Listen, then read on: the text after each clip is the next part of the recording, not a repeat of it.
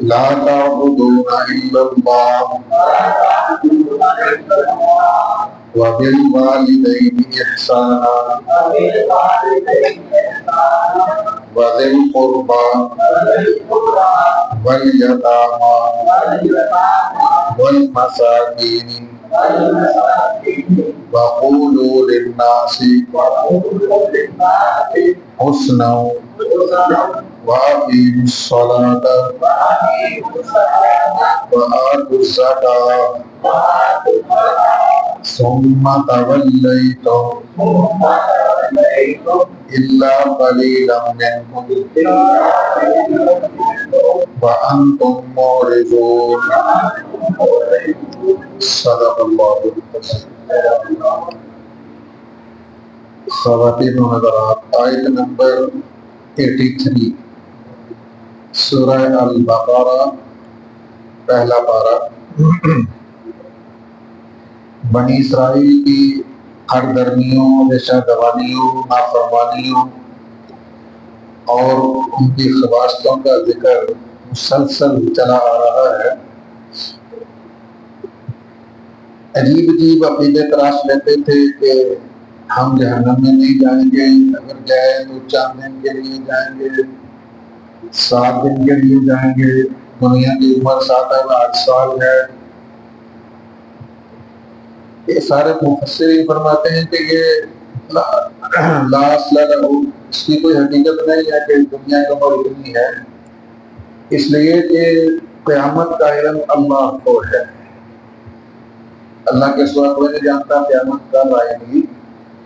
حضور نبی کریم صلی اللہ علیہ وسلم سے جب حضرت جبریل علیہ السلام نے ایک انسانی شکل میں آ کر کے سوال کیا کہ متی الساعۃ، حضرت قیامت کب آئے گی، تو نبی علیہ السلام نے بڑا پیارا جواب دیا، ما المسئول عنہا بأعلم من السائل، اور کما قال نبی صلی اللہ علیہ وسلم، فرمایا بھائی سائل کہتے ہیں سوال کرنے والے کو، مسئول کہتے ہیں جس سے سوال کیا جائے. میں بھی جس سے سوال کیا گیا ہے نا وہ سائل سے زیادہ نہیں جانتا. سائل جو سوال کرنے والا ہے بھائی جتنا تمہیں پتا ہے کہ قیامت آئے گی اتنا ہی مجھے پتا ہے قیامت آئے گی. نہ تجھے پتا ہے قیامت کب آئے گی، نہ مجھے پتا ہے قیامت کب آئے گی. اس کے بعد اس نے نشانیاں کو کیا، نبی علیہ السلام نے 4 نشانیاں اس کی بیان فرمائیں. تو اللہ تعالیٰ نے ان سے ایک جملہ کہا، اتخذتم من اللہ عہدا، اللہ نے تمہارے ساتھ کو وعدہ کیا ہوا ہے کہ تمہیں جانا ہی نہیں، جانا ہے تو چند دنوں کے لیے جانا ہے، 7 دن یا 40 دن کے لیے جانا ہے، ایسا کوئی وعدہ ہوا ہے تمہارے درمیان اللہ کے ساتھ. تو خیر اللہ تعالیٰ نے پھر ان کے ساتھ ہونے والے وعدوں کا ذکر کیا. پیچھے بھی ہوا وَإِذْ أَخَذْنَا مِيثَاقَكُمْ، پہلے وَرَفَعْنَا فَوْقَكُمُ الطُّورَ، ہم نے تم سے وعدہ لیا، اور وعدہ بھی زبردستی لیا تھا، کوہ طور کو تمہارے سروں پہ لا دیا تھا اور تمہیں وعدہ کیا تھا. اور مذکوروا ما فیہ کا وعدہ بھی تم نے کیا تھا کہ جو اس کے اندر ہے ہم جو ہے وہ اس پر عمل کریں گے. ایک جگہ آتا ہے اللہ نے تم سے وعدہ لیا تھا لَتُبَيِّنُنَّهُ لِلنَّاسِ، تم تورات کے احکامات لوگوں کے سامنے بیان کرو گے، ضرور کرنے پڑیں گے تمہیں. وَلَا تَكْتُمُونَهُ، تم ان احکامات کو چھپاؤ گے نہیں. یہ وعدہ بھی لیا تھا، اور بھی بہت سارے وعدے اللہ نے لیے. اب یہاں جو وعدہ اس کا اللہ نے ذکر کیا ہے وہ وعدہ ہے اللہ کی وحدانیت کا، اللہ کی الوہیت کا اور اللہ تعالیٰ کی عبادت کا. 2 طرح کے احکام ہوتے ہیں، ایک تو پازیٹیولی کہا جاتا ہے، وہ پہلے سب گروہوں کو کہہ دیا یا ایھا الناس اعبدوا ربکم، چاہے سارے انسانوں عبادت صرف رب کی کرنی ہے جو تمہارا بھی خالق ہے اور تمہارے پہلے آباء و اجداد کا بھی خالق ہے. اچھا دوسرا ہے کہ عبادت اللہ کی کرنی ہے. اب یہ نیگیٹو تھنگ کے اندر کہا گیا سمجھانے کے لیے ان کو کہ لا تعبدون الا اللہ، اللہ کی عبادت کرنی ہے اور اللہ کے سوا کسی اور کی عبادت نہیں کرنی. یہ دونوں طرح کے احکامات ان کو دے دیے گئے. تو یہاں اللہ تعالیٰ ارشاد فرماتے ہیں وَإِذْ أَخَذْنَا، واو کا معنی اور از کا معنی جب، وَإِذْ اور جب، أَخَذْنَا لیا ہم نے، میثاق عہد، بنی اسرائیل، بنی اسرائیل سے. صحیح. اب اللہ تعالیٰ کو یہود سے مخاطب ہے جو نبی علیہ السلام کے زمانے میں موجود ہیں. ان کو کہا جا رہا ہے کہ تمہارے جو بڑے تھے جو موسیٰ علیہ السلام کے دور میں تھے، اور پہلے کہا نا تم تعلم، تمہیں پتہ ہے، اس بات کا علم ہے تمہیں کہ ان سے وعدہ اللہ نے لیا تھا. اور وعدہ لیا تھا بنی اسرائیل حضرت یعقوب علیہ السلام کی ساری اولاد سے. وعدہ کیا تھا؟ لا تعبدون، نہیں عبادت کرو گے، الا اللہ، سوائے اللہ کے. یہ ہم نے پہلے بھی عرض کیا تھا کہ دین کے 3 بنیادی عقائد ہیں. سب سے بنیادی عقیدہ توحید ہے کہ اللہ تعالیٰ ہے اور اللہ ایک ہے، وہی خالق ہے، وہی مالک ہے، وہی رازق ہے، وہی زندگی اور موت کا مالک ہے، صحت دینے والا بھی وہی ہے، بیماری دینے والا بھی وہی ہے، حاجت روائی کرنے والا بھی وہی ہے، مشکل کشائی کرنے والا بھی وہی ہے، قادر مطلق بھی وہی ہے، ان اللہ علی کل شیء قدیر بھی وہی ہے. اور جتنے بھی اللہ تعالیٰ کی صفات ہیں وہ صرف اللہ ہی کے ساتھ خاص ہیں. تو اس لیے فرمایا لا تعبدون الا اللہ، تم نے اللہ کے سوا کسی کی عبادت نہیں کرنی، اللہ کے سوا کسی کو اپنا حاجت روا، مشکل کشا، دستگیر نہیں ماننا. یہ اللہ ہی کی صفات ہیں اور یہ سارے کام اللہ ہی کے کرنے کے ہیں. دوسری بات ارشاد فرمائی وَبِالْوَالِدَيْنِ، اور والدین کے ساتھ احسان کرنا ہے. اچھا، اس کا حسن سلوک بھی معنی کر دیا جاتا ہے، لیکن احسان کا لفظ حسن سلوک سے بڑھ کر کے. اچھا، اس کی حدود و قیود بھی ہیں، اللہ نے مقرر کی ہے کہ والدین کے ساتھ حسن سلوک کہاں تک روا ہے. مثلا حضرت لقمان حکیم نے اپنے بیٹے کو نصیحت کرتے ہوئے وہاں نصیحتوں کے اندر ایک نصیحت یہ بھی کی کہ وَإِن جَاهَدَاكَ عَلَىٰ أَن تُشْرِكَ بِي، اگر تیرے ماں باپ تجھے مجبور کرے کہ تو میرے ساتھ کسی کو اللہ کے ساتھ کسی کو شریک ٹھہرا، فَلَا تُطِعْهُمَا، تو پھر ان کی بات ماننا تم پر لازم نہیں. ہاں، وَصَاحِبْهُمَا فِي الدُّنْيَا مَعْرُوفًا، دنیا کے اندر ان کا ساتھی بن کے رہنا ہے، ان کے آرام کا خیال کرنا ہے. اگر انہیں مالی ضرورت ہو تو ان کی ضروریات کو پورا کرنا یہ اولاد کی ذمہ داری ہے.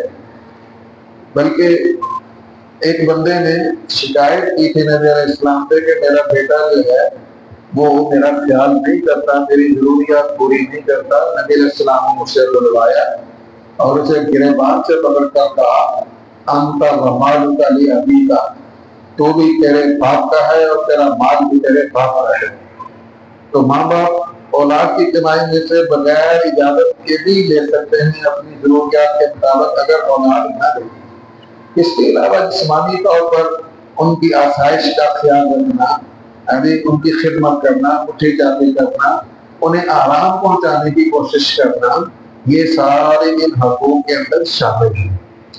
اچھا، جو تو فرائض اور واجبات ہیں ان کے اندر تو والدین کی بات نہیں مانی جائے گی، کیونکہ اللہ کے پیغمبر صلی اللہ علیہ وسلم نے فرمایا لا طاعۃ لمخلوق فی معصیۃ الخالق، اللہ کی نافرمانی کے اندر مخلوق کی اطاعت واجب نہیں ہے. مثلا جیسا کہ لقمان حکیم نے نصیحت کی، اگر والدین مجبور کریں کہ شرک کرو، عبادت اللہ کی کرنی ہے، وہ کسی اور کی عبادت کا کہہ دیں. باقی کام جو کرنے والے اللہ کے ساتھ ہیں، التحیات للہ والصلوات والطیبات، یہ سارے اپنے پہلے پڑے مالک حقوق ہیں، بدنی حقوق ہیں. اگر وہ کسی اور کے ساتھ کہتے ہیں کہ وہاں بھی جا کے یہ کچھ کرو، تو ان کی بات پھر بھی نہیں کر رہی. فرض اور واجبات، مثلا ماں باپ کہتے ہیں نماز نہ پڑھو، اور نماز تو فرض ہے. ماں باپ کہتے ہیں فرضی روزہ نہ رکھو، ان کی بات نہیں مانی جائے گی. زکوٰۃ نہ دو، حج نہ کرو، حج فرض ہے. تو فرائض اور واجبات کے اندر والدین کی بات نہیں مانی. ایک ہے سنت مؤکدہ، یاد رکھنا. مثلا نماز پڑھنا تو فرض ہے، لیکن باجماعت نماز پڑھنا یہ سنت مؤکدہ ہے، جماعت کے ساتھ نماز. اگر ماں باپ کہیں کہ جماعت کے ساتھ نماز نہ پڑھو، تو علماء نے لکھا ہے تو ایک آدھ دفعہ کو مجبوری پڑ گئی ہو، تو بات ہو مثلا والدین اکیلے ہوں، وہ کہتے ہوں کہ ہمیں تمہارے جانے سے وحشت ہوتی ہے، پیچھے ہمارا خیال رکھنے والا کوئی نہیں ہے، تو کوئی حرج نہیں ہے. ایک آدھ دفعہ دو دفعہ ایسا ہو جائے. لیکن اگر وہ مستقل طور پر تمہیں منع کریں کہ سنت مؤکدہ جو ہیں ان پہ عمل نہ کرو، تو پھر ان کی بات ہمیشہ کے لیے نہیں مانی جائے گی. نماز پڑھنا واقعی الصلاۃ وآتوا الزکاۃ مرجع کی، ہاں جو مستحبات ہیں، نوافل ہیں، ان کے اندر والدین کی بات کو ترجیح دی جائے گی. مثلا والدین کہتے ہیں کہ نفل روزہ نہ رکھو، یا تم نے نفل پڑھنے ہے، تہجد پڑھنی ہے، مسجد میں نہ جا کے پڑھو، گھر میں پڑھ لو، ہمیں پیچھے ہمیں تو ضرورت پڑ سکتی ہے. یا تم روزہ رکھو گے تو خود جو ہے تم کمزور ہو کے ہماری خدمت کیسے کرو گے. تو یہ جو مستحبات اور نوافل ہیں، ان کے اندر اگر والدین کہہ دیں تو پھر ان کی بات کا اعتبار ہے، مانی جائے گی ان کی بات. اس لیے وقولوا للناس حسنا وبالوالدین کے احسانات کے اندر یہ ساری باتیں شامل ہیں. ویسے اللہ تعالیٰ نے اپنی عبادت کے ساتھ 15ویں پارے میں سورہ بنی اسرائیل وقضى ربك الا تعبدوا الا اياه وبالوالدین احسانا. اللہ تو خالق ہے، لیکن دنیا میں انسان کے آنے کا سبب، اس کی پرورش کرنے کا سبب اس کے والدین بنے ہیں. اس لیے اللہ نے اپنے عبادت کے ساتھ متصلا والدین کے ساتھ حسن سلوک کا ذکر کیا ہے.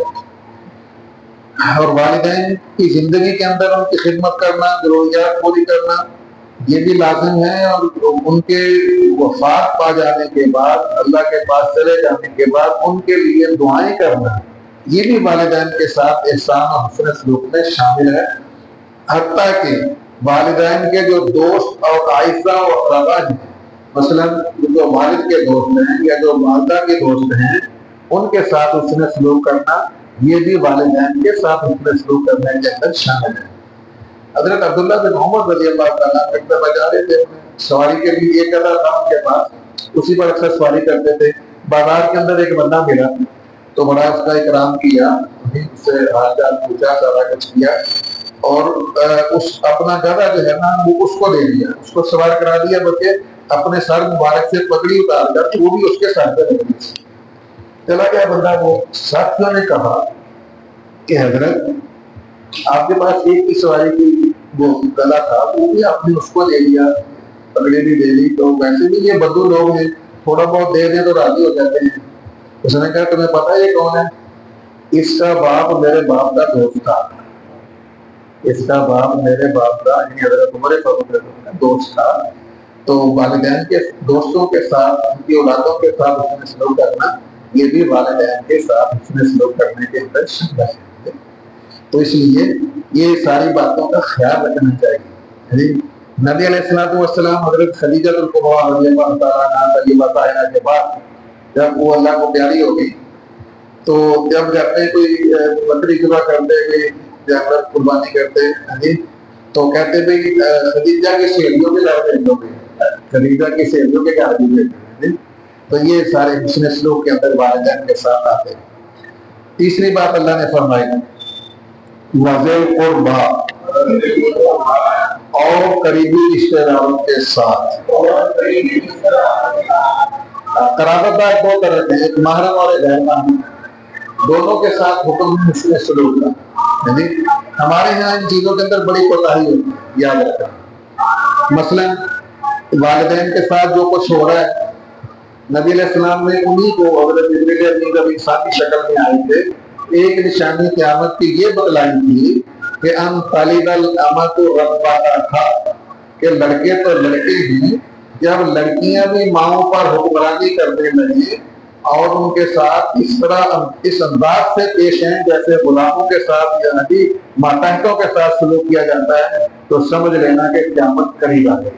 ان طالب الامۃ ربها. جی اچھا، تو نبی علیہ السلام نے وذی القربہ یہاں سے جتنے بھی محرم غیر محرم ہیں سب کے ساتھ، اور اللہ تعالیٰ نے اس کا بڑا حکم دیا ہے، یا ایھا الناس اتقوا ربکم الذی خلقکم من نفس واحدہ وخلق منها زوجها وبث منهما رجالا کثیرا ونساء واتقوا اللہ الذی تساءلون به والارحام.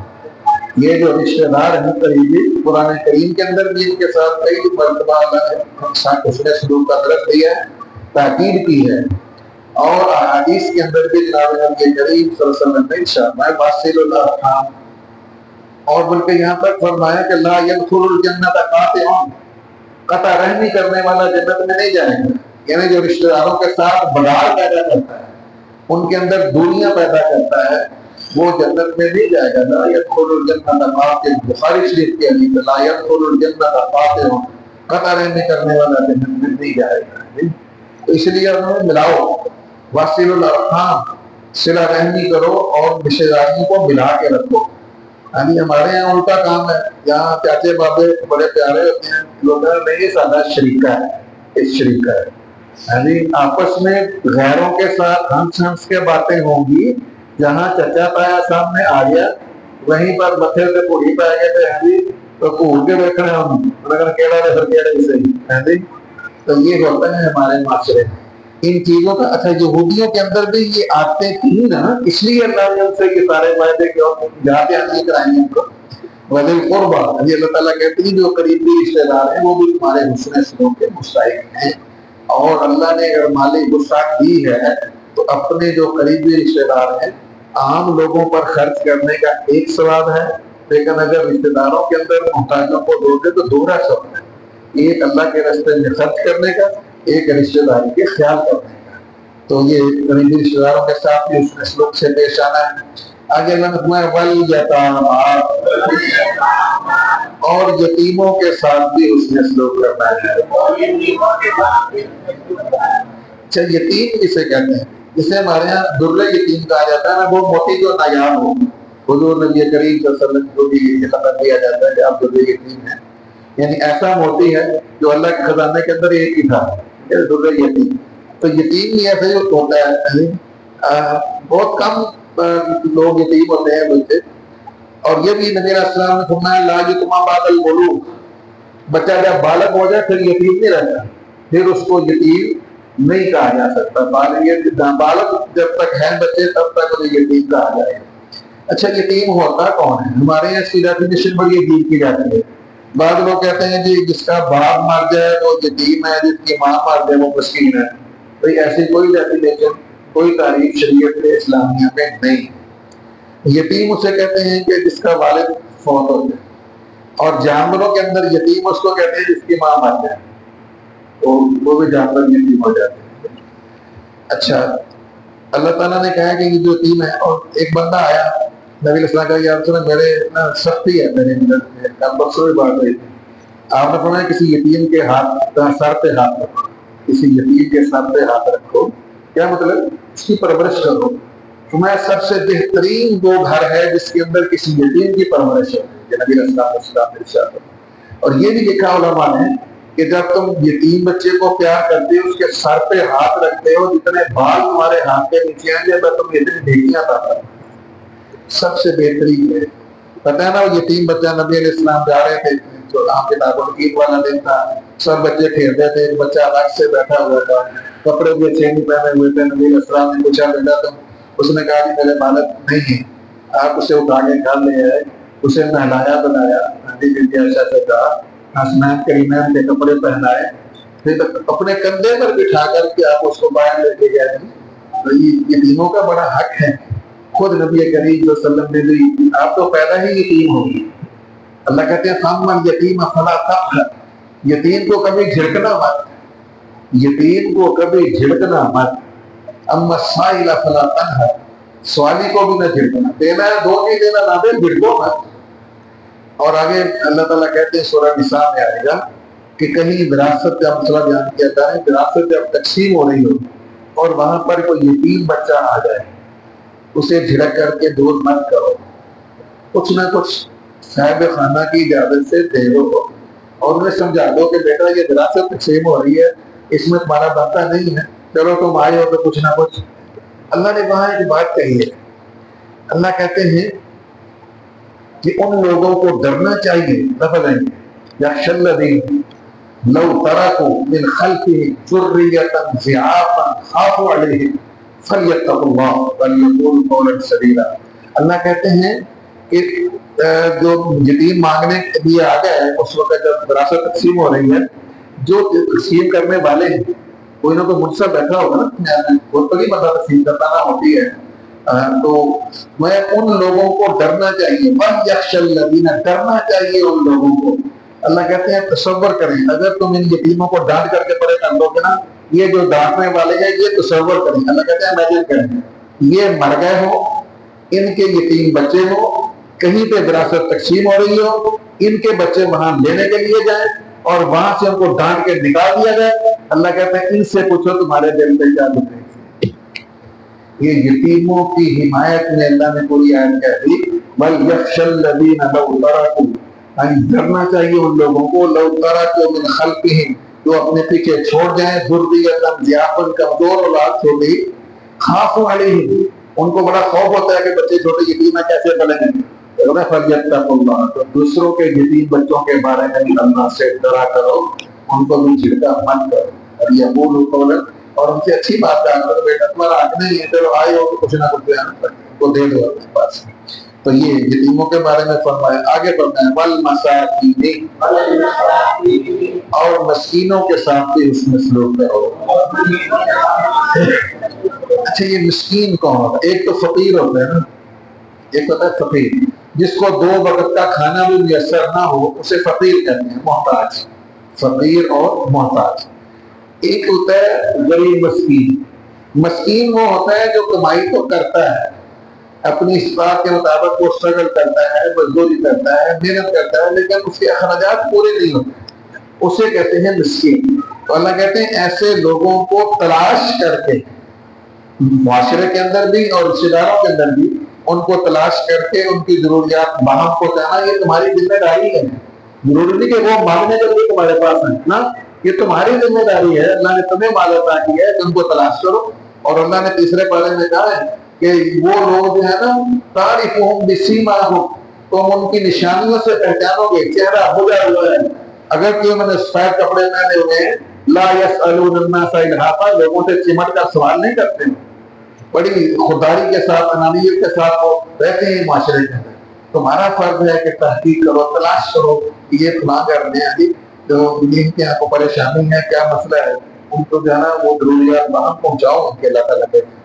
اور آگے اللہ نے ایک جنرل رول بیان فرما دیا وَقُولُوا، اور کہو تم لِلنَّاسِ، لوگوں کے لیے حسنا، اچھی بات، اچھی بات کہو، خیر کی بات کہو.